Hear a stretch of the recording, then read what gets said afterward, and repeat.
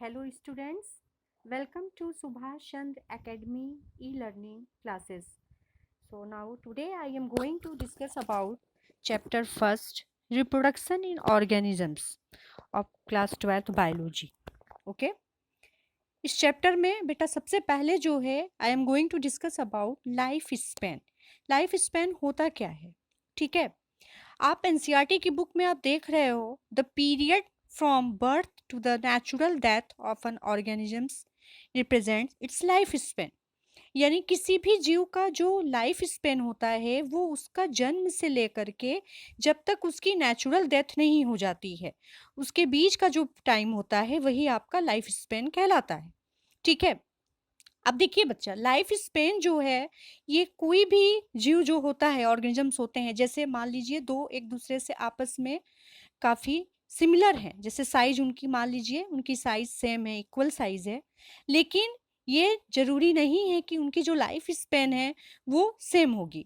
For example जैसे अगर हम बात करते हैं क्रो की, तो क्रो जिसकी लाइफ स्पेन होती है 15 ईयर्स, कितनी होती है 15 ईयर्स। और अगर हम उसी के साइज का देखते हैं पैरट के बारे में, तो पैरट जिसकी लाइफ स्पेन होती है 140 ईयर्स। तो आप देखते हो कि दोनों ही जो ऑर्गेनिजम्स हैं both of them are equal in size, but दोनों की जो लाइफ स्पेन है वो बिल्कुल क्या है, बिल्कुल डिफरेंट है, बिल्कुल अलग है। यानी कोई भी जीव जो जन्म लेता है, ये जान लीजिए, कोई भी जीव जो जन्म लेता है और उसकी जब तक नेचुरल डेथ नहीं हो जाती है तब तक वो अपने लाइफ को जो है वो सरवाइव करता है। ठीक है, और लेकिन अगर कभी कोई भी जीव जिसकी मान लीजिए सपोज हम एग्जांपल दे रहे हैं ह्यूमन बींग्स की, मान लीजिए ह्यूमन बींग्स जिसे कि हम होमो सैपियंस कहते हैं, बायोलॉजिकल नेम है। तो होमो सैपियंस जो मानव है, इसकी अगर हम एज की बात करते हैं तो हमारी जो लाइफ स्पेन होती है वो अबाउट 100 ईयर होती है।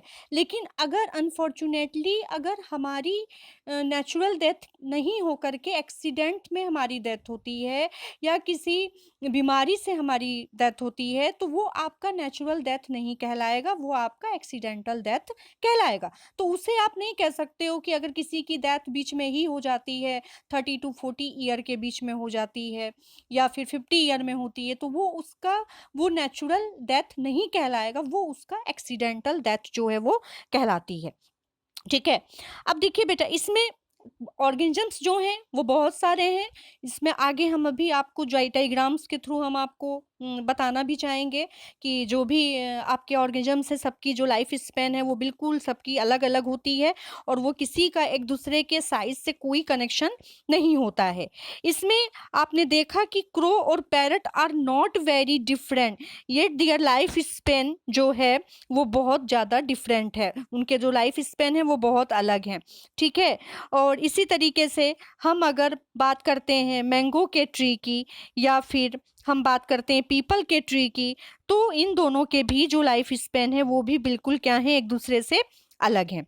ठीक है, अब देखिए, हम सब जानते हैं कि जो भी जन्म लेता है उसकी एक न एक दिन उसकी डेथ श्योर होती है। ठीक है, कोई भी ऐसा नहीं है जो कि जन्म ले और उसकी डेथ ना हो। कोई भी जीव है वो जन्म लेता है तो उसकी मृत्यु जो होती है वो होती है। लेकिन अगर हम बात करते हैं कुछ ऐसे इंडिविजुअल की, जैसे for example death of every individuals organism is a certainty, मतलब ये जो है वो आपका हमको मरना, अगर हमारा जन्म लेना श्योर है तो हमारी डेथ भी है वो भी श्योर है। But no individuals is immortal except single celled organisms, लेकिन कोई भी जीव जो है वो अजर अमर नहीं है सिवाय सिंगल सेल ऑर्गेनिज्म की अगर हम बात करते हैं।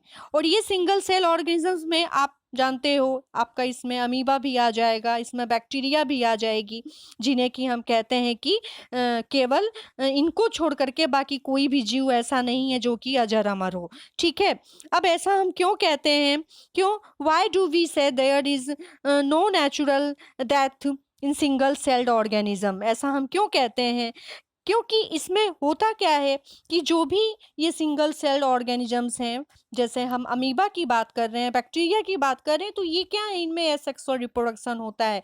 दैट मीन्स इनमें जो पेरेंट बॉडी होती है वो डिवाइड होकर के दो डॉटर सेल्स में डिवाइड होती है।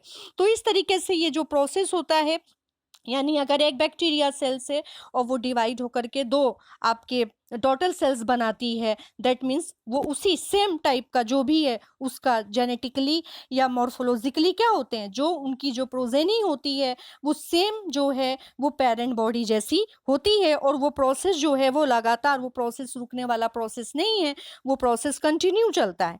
ठीक है, तो इस वजह से हम ये कहते हैं कि सिंगल सेल ऑर्गेनिजम्स को छोड़कर बाकी कोई भी जीव ऐसा हमारे धरती पे नहीं है जो कि जिसकी डेथ न हो। सब जो भी जन्म लेता है उसकी एक ना एक दिन उसकी जो है डेथ होना वो श्योर है। इसी तरीके से हम जानते हैं कि हमारे जो अर्थ पे है काफ़ी ज़्यादा नंबर्स में प्लांट और एनिमल स्पीसीज जो हैं वो एग्जिट करते हैं हमारे अर्थ पे, जो हैं वो काफ़ी सालों से, सेवरल थाउजेंड्स ऑफ ईयर से वो पाए जाते हैं। ठीक है, and there must be some processes in living organisms that ensure this continuity।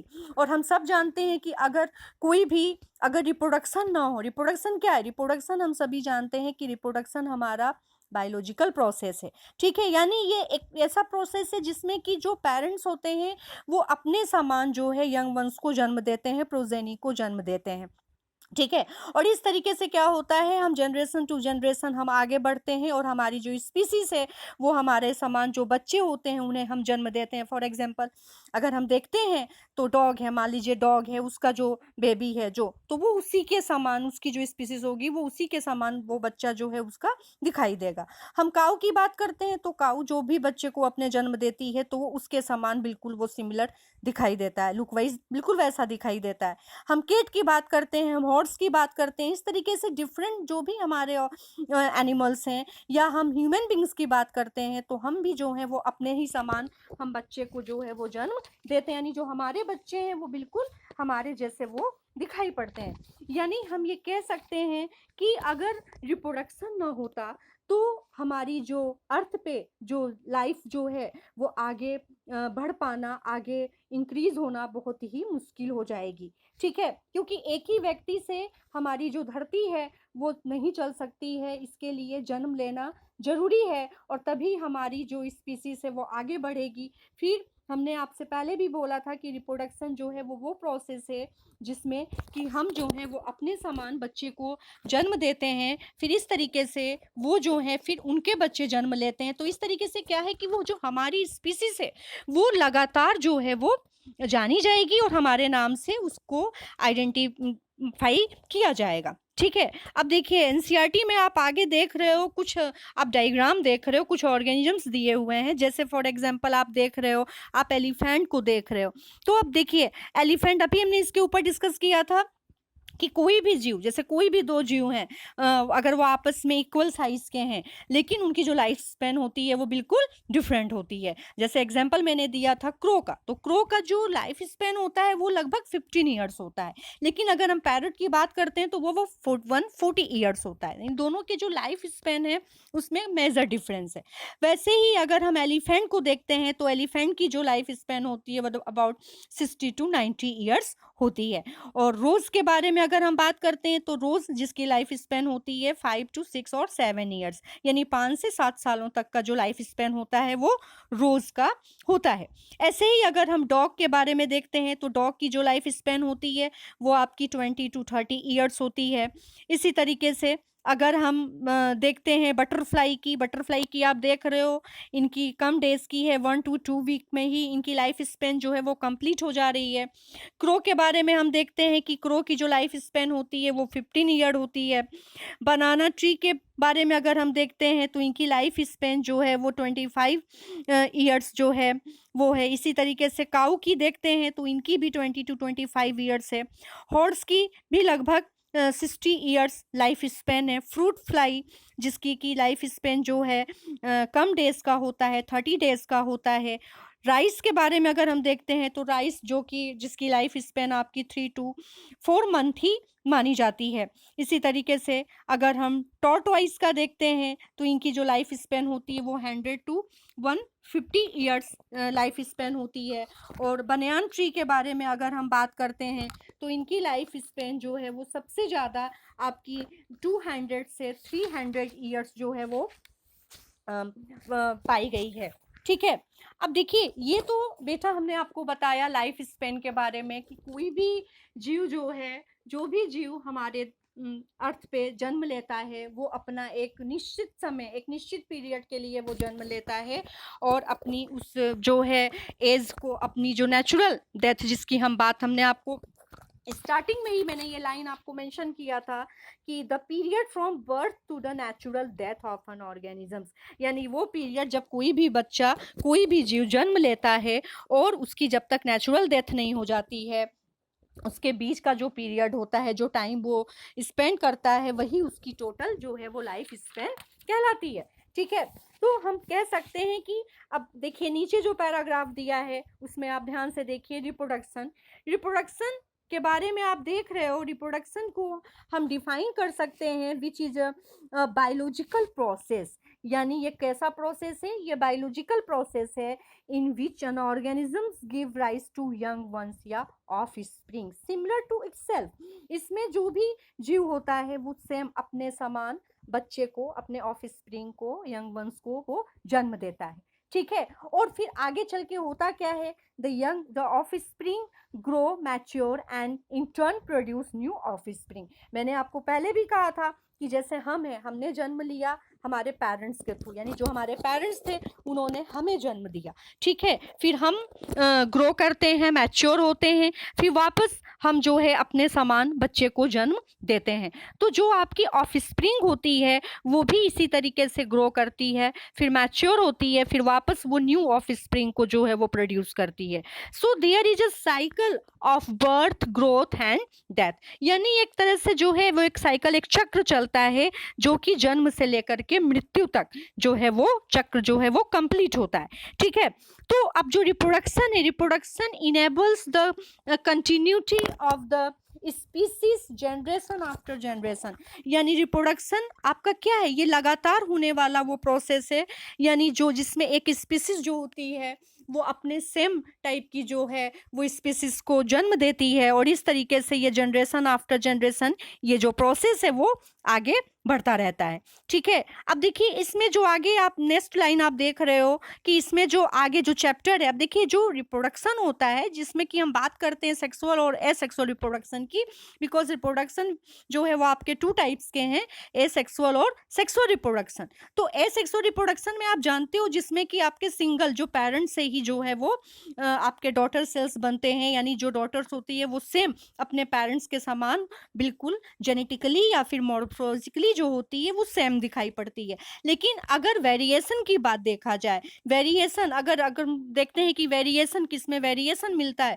तो ये चीज हमें हमारे सेक्सुअल रिप्रोडक्शन के थ्रू जो है वो हमें वेरिएशन देखने को मिलता है। यानी जब प्रिंसिपल ऑफ इनहेरिटेंस और वेरिएशन चैप्टर, जब हम चैप्टर 5 में जाएंगे तो हम उसके बारे में स्टडी करेंगे आगे। ठीक है, कि किस तरीके से how genetic variation is created and inherited during reproduction, कि कैसे रिप्रोडक्शन के दौरान जो भी जेनेटिक वेरिएशन क्रिएट होता है और वो कैसे इनहेरिटेड होता है। ठीक है, अब देखिए अब हम बात कर रहे हैं आगे नेक्स्ट लाइन की, there is a large diversity in the biological world.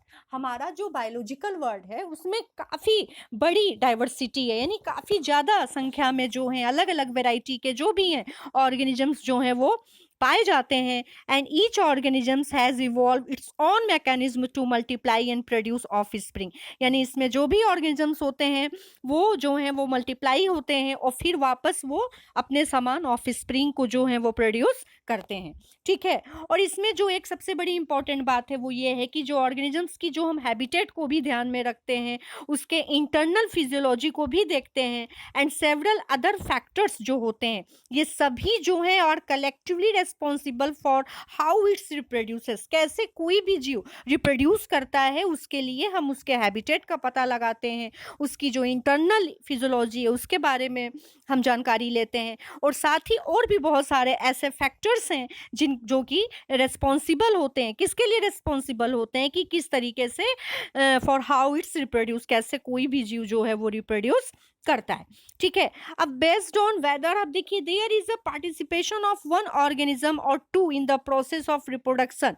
अब देखिए जो भी प्रोसेस होता है, जो भी पार्टिसिपेशन होते हैं किसी भी एक ऑर्गेनिजम्स का या दो का, वो प्रोसेस जो होता है रिप्रोडक्शन का ये टू टाइप्स के हैं। आपको मैंने पहले भी बोला था कि ये जो रिप्रोडक्शन है, इसका जो प्रोसेस है, ये 2 टाइप्स के हैं, और वो जो 2 टाइप्स है वो क्या है आपका, असेक्सुअल और सेक्सुअल रिप्रोडक्शन की हम बात कर रहे हैं, ठीक है। When offspring is produced by a single parent with और without the involvement of gamete formation, यानी जब कोई भी ऑफ स्प्रिंग प्रोड्यूस होता है केवल सिंगल पेरेंट्स के थ्रू, यानी उसमें गैमेट फॉर्मेशन का जो होता है कोई भी रोल नहीं होता, यानी without the involvement of gamete formation, यानी बिना गैमेट फॉर्मेशन के जब कोई भी ऑफ स्प्रिंग प्रोड्यूस होता है सिंगल पेरेंट्स के through, so this type of reproduction which is known as asexual reproduction. तो इस रिप्रोडक्शन को हम किस नाम से जानते हैं, इस रिप्रोडक्शन को हम एसेक्सुअल रिप्रोडक्शन के नाम से जानते हैं। लेकिन जब 2 पेरेंट्स जो होते हैं, when 2 parents, that means opposite से, दैट मीन्स वन आपका मेल है और दूसरा आपका क्या है, फीमेल है, participate in the reproductive process and also involve fusion of male and female gametes. लेकिन जब इसी के अपोजिट अगर हम बात करते हैं कि जब कोई भी 2 पेरेंट्स जो कि अपोजिट सेक्स के होते हैं, यानी मेल और फीमेल होते हैं, और वो पार्टिसिपेट करते हैं किसमें, रिप्रोडक्टिव प्रोसेस में, और साथ ही उनमें क्या होता है, गैमेट फॉर्मेशन होता है, यानी फ्यूजन ऑफ मेल और फीमेल गैमेट्स होते हैं, तो ये प्रोसेस क्या कहलाता है, which is called sexual reproduction, ठीक है। तो आपने देखा कि हमने आज आपसे क्या क्या बातें डिस्कस की। सबसे पहले हमने ये जो चैप्टर है आपका रिप्रोडक्शन इन ऑर्गेनिजम्स, इसमें मैंने सबसे पहले लाइफ स्पेन के बारे में डिस्कस किया, और साथ ही हमने आपको ये बताया कि कोई भी जीव, जो भी आपके 2 जीव हैं, जैसे हमने आपको एग्जाम्पल, सबसे बड़ा एग्जाम्पल मैंने आपको दिया था क्रो और पैरट के बारे में, both of them are equal in size, but इनकी जो लाइफ स्पेन है वो बोथ ऑफ देम जो लाइफ स्पेन है वो बिल्कुल ही क्या है, वो डिफरेंट है। यानी क्रो की हमने आपको बताया कि 15 ईयर्स है और पैरट की क्या है, 140 ईयर्स। इस तरीके से और भी डायग्राम में आपने देखा कि डिफरेंट टाइप्स के ऑर्गेनिजम्स थे जिनकी लाइफ स्पेन क्या है, बिल्कुल अलग है। और साथ ही हमने आपको रिप्रोडक्शन के बारे में बताया कि रिप्रोडक्शन क्या है, किस तरीके से रिप्रोडक्शन हमारे लिए इम्पोर्टेंट है, और किस तरीके से रिप्रोडक्शंस के थ्रू हमें आगे चल के वेरिएशन देखने को मिलते हैं। और ये रिप्रोडक्शन 2 टाइप्स के होते हैं, जिनमें कि आपने एसेक्सुअल और सेक्सुअल रिप्रोडक्शन के बारे में समझा। तो मुझे उम्मीद है कि आपको ये जो आज का टॉपिक है ये क्लियर आपको समझ में आया होगा। नेक्स्ट टॉपिक जो है हम आपके नेक्स्ट वीडियो में डिस्कस करेंगे। So thank you.